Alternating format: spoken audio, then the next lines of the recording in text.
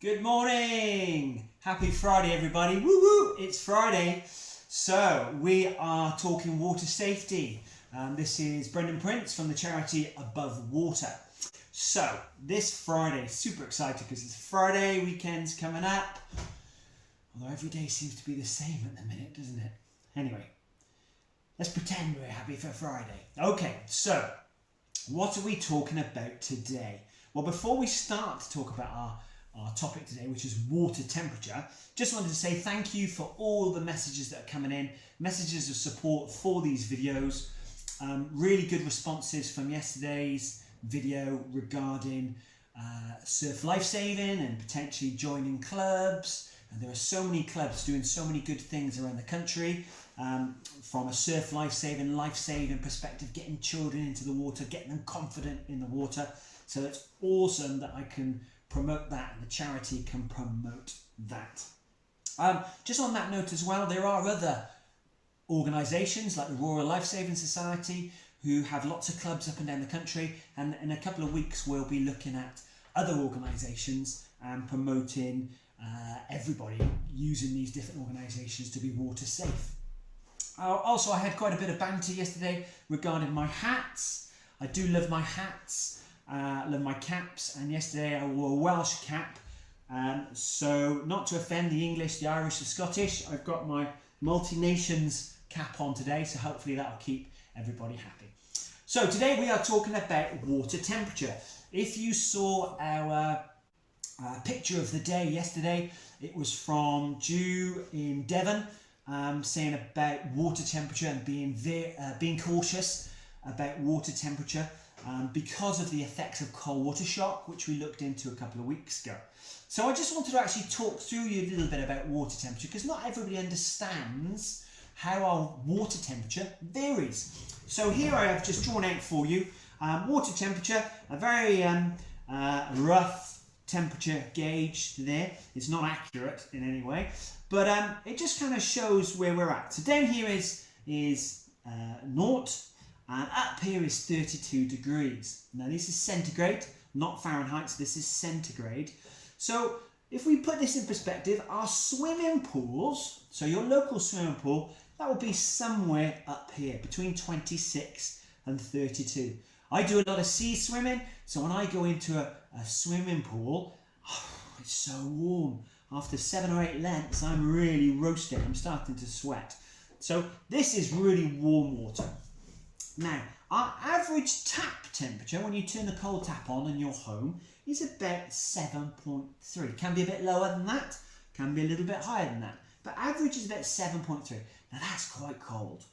So somewhere in the middle, 16 degrees, that's our benchmark. That's what we consider. Anything below 16 degrees is cold.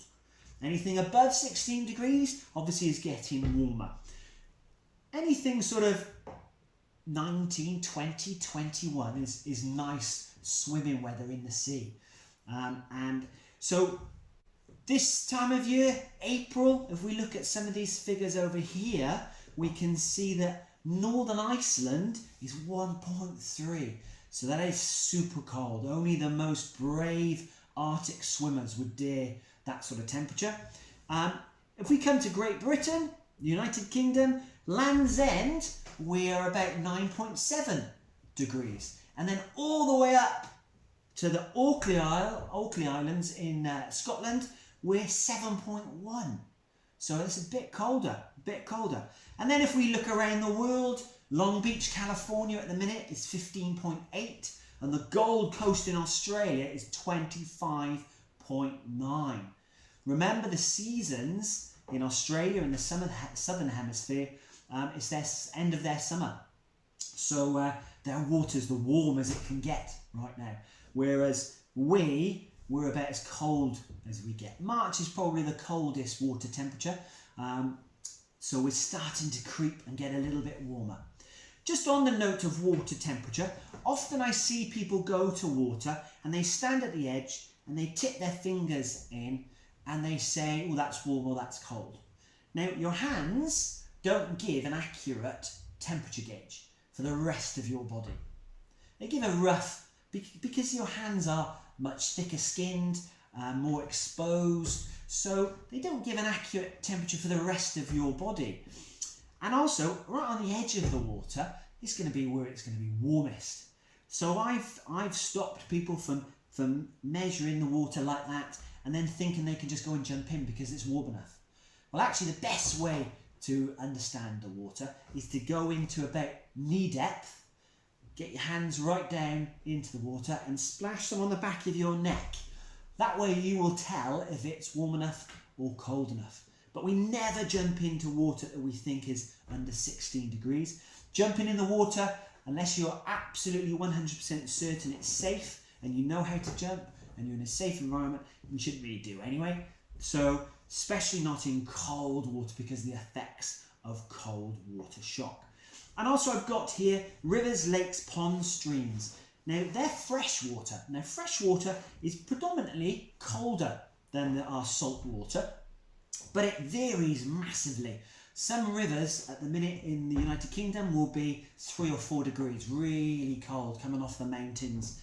Others in lower lands will be much warmer than that. So they vary massively. Lakes and ponds vary massively. So it's really hard to tell. But predominantly fresh water is a little bit colder. The River Dart at the minute will be, that's in Devon, and that's quite a big river, will be less than 9.7. It'll be a bit colder than the sea temperature that it flows into. So just wanted to talk about water temperature. Really fascinating, really useful to know and find out. It's one of those things, do you remember when you check your conditions, check your waters, check the information the day before, perhaps on the internet that we talked about? Checking water temperatures is a really good one to do. All right, so where are we at with our phonetic alphabet? Big celebrations today because we're on our last 2 letters. So we've done the whole alphabet, which is awesome. So we are on Y and Z.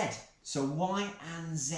So we are Yankee, Yankee, Yankee, and Zulu, Zulu. Yankee and Zulu. So there we have, we've got them all there. So let's do some little tests for you. Some good words of which I'd like you to spell out. How about you try beach? Can you spell out beach? Bravo, Echo, Alpha, Charlie, hotel. Can you spell out lifeguard? Can you do that one now for me? Can you spell out wave? Can you do that one for me? So get your mum and dad, get your brothers, sisters to test you on that and see if you actually really have learnt the phonetic alphabet, which would be a great skill for life. All right, so now we're going to do our knot. So our knot, and really, because we finished our phonetic alphabet, we are going to finish our knots. This will be our last knot, and we'll do some new stuff as of next week. We've done some great knots. Try to keep it as simple as possible for your day-to-day knots. This is an interesting one because it's the Tom Fool's knot, and it's a funny one, but it's to be used sensibly. I don't want you using this to tie up your little sister. Yeah, can I have my helper? So Rue's going to come in, which is my eldest son, Rue. He's going to help me on this one. So the Tom Fool's knot. So we've got a piece of string, length of string. Going to get about the middle section, and we're going to make a loop. And the loop is an over loop, and then we're going to make another loop, which is an under loop. So this length is above, and this length is below. So one above, one below. And then we're going to just put those behind each other. And then what I'm going to do is I'm going to reach under here to grab that one, and then over here to grab this one, and pull relatively tight. Now suddenly we've created 2 loops. That, Rue, if you come in here a little bit. If we put over Rue's hands here, and I now take the slack off that, we've now created a really cool, can you get out of that, Rue? Nope. It's pretty tough, it's pretty tough. 2 little loops to tie up. Now this knot was used predominantly for tying animals' legs together when they were vets, were doing things with animals, but also is quite useful for tying up eldest sons. Thanks, Rue, appreciate that, buddy. All right, So that's us done for this Friday. Please like and share our messages. Please subscribe to our YouTube channel. Rue's pulling faces to me just by there, so I know end soon. Thank you for the support. Have a fab weekend, and I look forward to seeing you Monday morning. Take care.